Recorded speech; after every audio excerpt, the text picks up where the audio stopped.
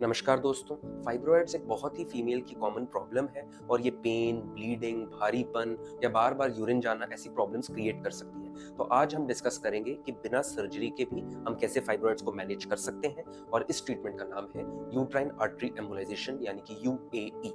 तो सबसे पहले जानते हैं कि फाइब्रॉइड्स क्या होते हैं। फाइब्रॉइड्स या सिंपल लैंग्वेज में जिसको रसौली कहा जाता है, ये यूट्रस के अंदर नॉन कैंसरस या बिनाइन ग्रोथ्स होती हैं।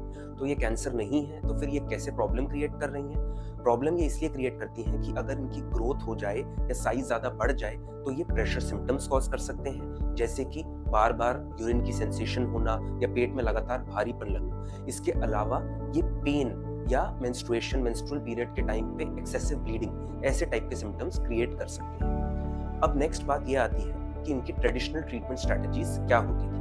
तो ऑफ कोर्स सबसे पहले मेडिकल ट्रीटमेंट या मेडिकल मैनेजमेंट यानी कि दवाइयों से इनका इलाज का प्रयास किया जाता है। अगर असर ना आए तो इसका एक ही ट्रीटमेंट होता था जो होता है सर्जरी, जिसमें दो टाइप की सर्जरीज होती थी, यानी कि हिस्टेरेक्टमी जिसमें पूरे का पूरा यूट्रस ही रिमूव किया जाता था, या फिर मायोमेक्टमी जिसमें सर्जरी के ही जरिए फाइब्रॉइड को निकाला जाता था।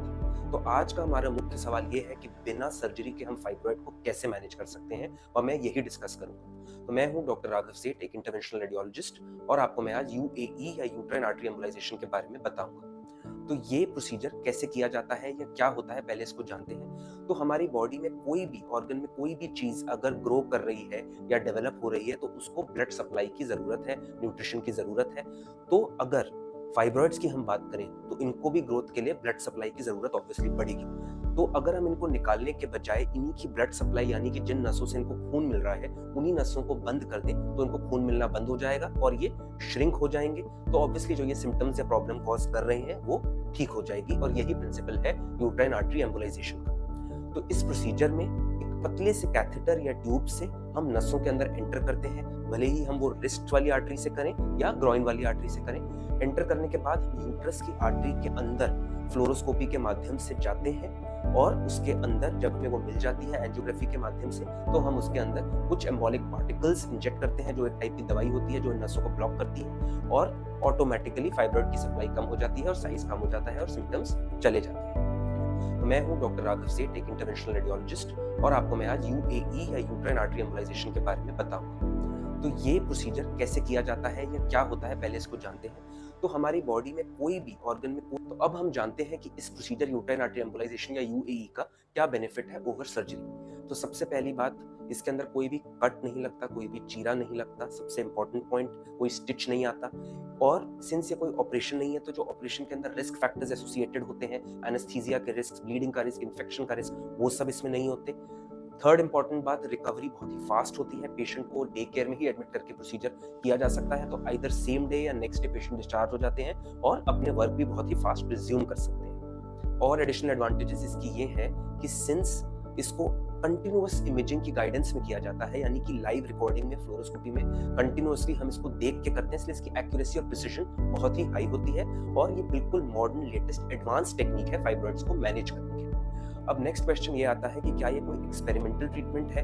नहीं, ये एक वेल एस्टैब्लिश्ड ट्रीटमेंट है जिसपे इनफ लिटरेचर अवेलेबल है, यानी कि स्टडीज हो चुकी हैं, और वेस्टर्न कंट्रीज में, यूरोप में, यूएस में और काफी अन्य अदर कंट्रीज में ये ट्रीटमेंट एक स्टैंडर्ड ऑफ केयर है, और रूटीनली फाइब्रॉइड्स के लिए और भी मल्टीपल इंडिकेशंस के लिए प्रैक्टिस हो रहा है। अब एक और क्वेश्चन जो कि इसके लिए काफी इंपॉर्टेंट है वो ये है, अब नेक्स्ट क्वेश्चन ये आता है कि क्या ये कोई एक्सपेरिमेंटल ट्रीटमेंट है? नहीं, ये एक वेल एस्टैब्लिश्ड ट्रीटमेंट है जिसपे कि ये क्या ये प्रोसीजर सेफ है? तो इसका आंसर है यस। ये एक मिनिमली इन्वेजिव प्रोसीजर है जो कि काफी हद तक सेफ है, क्योंकि साइड इफेक्ट्स या कॉम्प्लिकेशंस के चांसेस बहुत ही कम है। जैसे मैंने पहले बताया, कोई कट या चीरा नहीं आता, कोई ब्लेड नहीं, कोई स्टिच नहीं, पेट में भी कोई कट नहीं आता, बल्कि पतली सी नीडल से हम या तो रिस्ट की आर्टरी या ग्रॉइन की आर्टरी के थ्रू लाइव फ्लोरोस्कोपी में देख के यूट्रस की आर्टरी में एंटर करते हैं। तो इससे इसकी एक्यूरेसी प्रिसिजन बहुत हाई होती है, और साइड इफेक्ट्स या कॉम्प्लिकेशंस के चांसेस बहुत ही कम होते हैं, जैसे कि फीवर, पेन, नोजिया, जिसको पोस्ट एम्बोलाइजेशन सिंड्रोम बोला जाता है। ये कुछ पेशेंट्स के अंदर हो सकता है, प्रोसीजर के बाद 4 to 5 डेज तक लास्ट कर सकता है, और कंजर्वेटिव मैनेजमेंट यानी कि दवाइयों से ही इसका treatment most of the times हो जाता है। कि ये क्या ये प्रोसीजर सेफ है?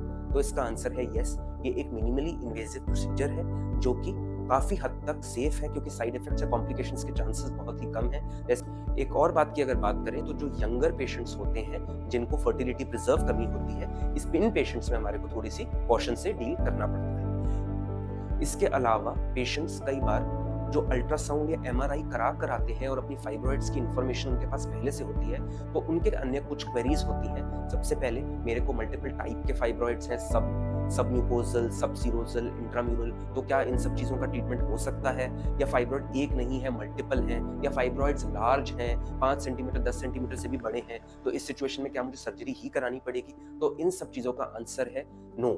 यूट्राइन आर्टरी एम्बोलाइजेशन इनमें से मैक्सिमम ऑफ द केसेस को डील कर सकता है। तो अगर आपको या आपके किसी भी जानने वाले को यूट्राइन फाइब्रॉइड्स की प्रॉब्लम है, तो अपने नजदीकी इंटरवेंशनल रेडियोलॉजिस्ट से मिलिए और डिस्कस करिए कि आप बिना सर्जरी के कैसे यूएई से इसको मैनेज कर सकते हैं। अगर आपके कोई भी डाउट्स या क्वेश्चंस हैं तो कमेंट सेक्शन में लिखिए और मेरे चैनल को सब्सक्राइब करिए। धन्यवाद।